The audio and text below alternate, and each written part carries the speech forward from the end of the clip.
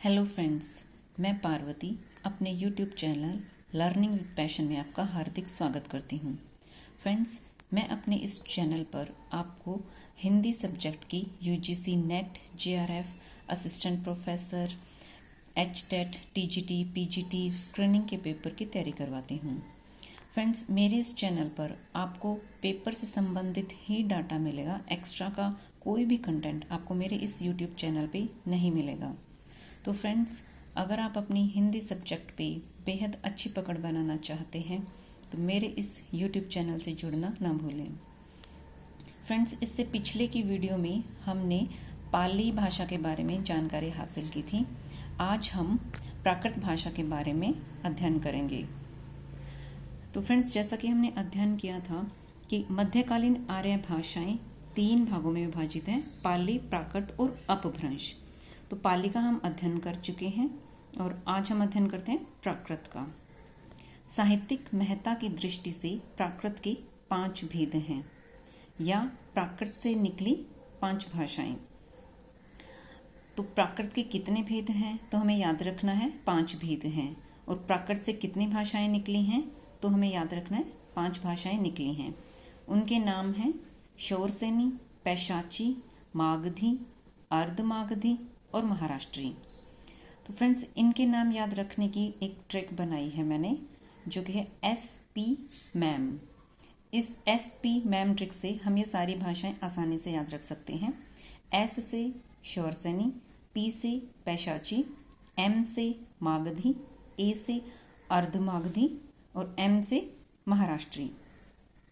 फिर है प्राकृत की प्रथम अवस्था को पाली कहते हैं, प्राकृत की द्वितीय अवस्था प्राकृत कहलाती है और प्राकृत की तीसरी अवस्था अपभ्रंश कहलाती है।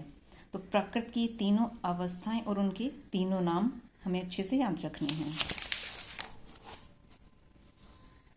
फिर है चूलिका पैशाची को दंडी ने कहा भूत भाषा। तो हमें याद रखना है कि चूलिका पैशाची को दंडी ने क्या कहा? भूत भाषा। या प्रश्न अगर यूं पूछ लिया जाए कि दंडी ने भूत भाषा किसे कहा है तो चूलिका पैशाची को कहा है, ये हमें याद रखना है। फिर फ्रेंड्स, ये प्रश्न पेपर की दृष्टि से बहुत महत्वपूर्ण बन जाता है। हमें बहुत अच्छे से इसको याद रखना है। यूजीसी यहाँ से हर बार प्रश्न पूछती है। प्राकृत का पाणिनि हेमचंद्र है और हिंदी व्याकरण का पाणिनि कामता प्रसाद गुरु को कहा जाता है। प्राकृत का पाणिनि हेमचंद्र है और हिंदी व्याकरण का पाणिनि हमें याद रखना है कामता प्रसाद गुरु हैं। जैन धर्म की भाषा प्राकृत थी। जैन आचार्य थे 24, जिनमें से प्रमुख थे पाशारनाथ, और पाशारनाथ 23वें जैन आचार्य थे। तो फ्रेंड्स, हमें याद रखना है कि जैन धर्म की भाषा प्राकृत थी, जैन आचार्य थे 24, जिनमें 23वें सबसे प्रमुख थे जो पाशारनाथ थे। चंड हैं, वो प्राकृत व्याकरणाचार्य थे। प्राकृत व्याकरणाचार्य अगर पूछा जाए तो चंड थे। और फ्रेंड्स, ये 2 प्रश्न भी हमें बहुत अच्छे से याद रखना है। यहाँ से पेपर में प्रश्न बनने की पूरी संभावना रहती है। तो ग्रियर्सन ने प्राकृत को कहा, क्या कहा? प्राइमरी प्राकृत कहा। तो ग्रियर्सन ने प्राकृत को कहा प्राइमरी प्राकृत। हेमचंद्र ने प्राकृत को कहा संस्कृत के बाद विकसित भाषा। और प्रकृति ही संस्कृतम तत्र भवम, ये पंक्ति है, ये हेमचंद्र की है, ये हमें अच्छे से याद रखनी है।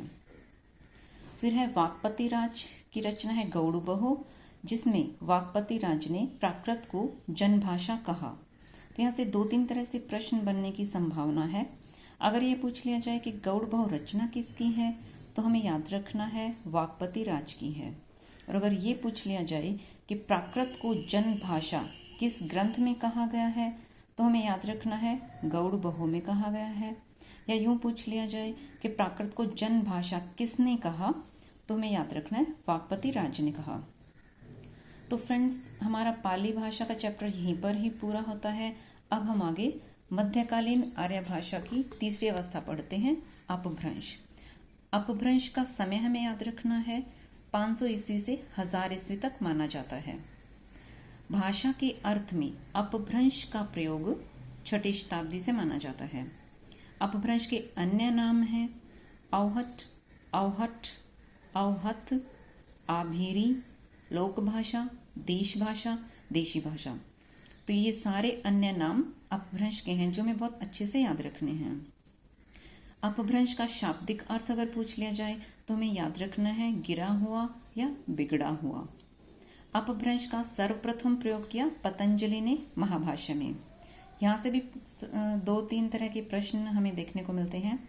अगर ये पूछ लिया जाए कि महाभाष्य ग्रंथ किसने लिखा तो पतंजलि ने लिखा। अगर यूं पूछ लिया जाए कि अपभ्रंश का सर्वप्रथम प्रयोग किसने किया तो पतंजलि ने किया। या यूं भी प्रश्न पूछा जा सकता है कि अपभ्रंश का सर्वप्रथम प्रयोग किस ग्रंथ में मिलता है तो हमें याद रखना है महाभाष्य में मिलता है। प्राकृत से निकली 5 भाषाएं SP मैम, जैसा कि हमने भी पढ़ा था। इसी तरह से अपभ्रंश से निकली भाषाएं 7 जिनमें है SP BK मैम। तो ये दोनों हमें अच्छे से याद रखनी है। प्राकृत से 5 भाषाएं SP मैम हो जाएगा और अपभ्रंश से निकली 7 भाषाएं जिनकी शॉर्ट ट्रिक हो जाएगी SP BK मैम। तो इनके पूरे नाम क्या है? अपभ्रंश से निकली भाषाओं के नाम है शोरसेनी, पैशाची, ब्राचड़, खस, महाराष्ट्री, अर्धमागधी और मागधी। अपभ्रंश शब्द है तत्सम। हमें ये शब्दों का भी बहुत ध्यान रखना है कि कौन सा शब्द तत्सम है, कौन सा तद्भव है। पेपर में ऐसे प्रश्न जरूर पूछ लिए जाते हैं। तो अपभ्रंश का हमें ध्यान रखना है, ये तत्सम शब्द है। और अपभ्रंश शब्द जो है ये उकार बहुला है। अपभ्रंश शब्द तत्सम शब्द है और ये उकार बहुला है। मध्यकालीन आर्य भाषाओं और आधुनिक आर्य भाषाओं के बीच की कड़ी अगर पूछा जाए तो हमें याद रखना है अपभ्रंश है। इनकी अपभ्रंश भाषा मध्यकालीन आर्य भाषाओं और आधुनिक आर्य भाषाओं के बीच की कड़ी है। मध्यकालीन आर्य भाषाओं का समय 500 ईसा पूर्व से 1000 ईस्वी है। अपभ्रंश का आता है 500 ईस्वी से 1000 ईस्वी तक।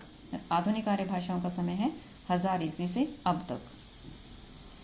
आधुनिक आर्य भाषाओं का विकास हुआ है अपभ्रंश से। हिंदी का भी विकास अपभ्रंश से माना जाता है। अतः हिंदी की जननी अपभ्रंश है और संस्कृत की उत्तराधिकारिणी अगर पूछा जाए तो वो हिंदी है। तो ये प्रश्न हमें हर तरह से याद रखने हैं। भाषाओं का विकास क्रम अगर देखा जाए तो सबसे पहले आता है वैदिक संस्कृत, फिर लौकिक संस्कृत, फिर पाली, प्राकृत, फिर अपभ्रंश, इसके बाद अवहट आता है और उसके बाद हिंदी आता है। तो पाली, प्राकृत और अपभ्रंश ये मध्यकालीन आर्य भाषाएं हैं और अवहट के बाद फिर आधुनिक आर्य भाषाएं शुरू हो जाती हैं। उत्तर भारत में अपभ्रंश के 7 क्षेत्रीय रूपांतरण प्रचलित थे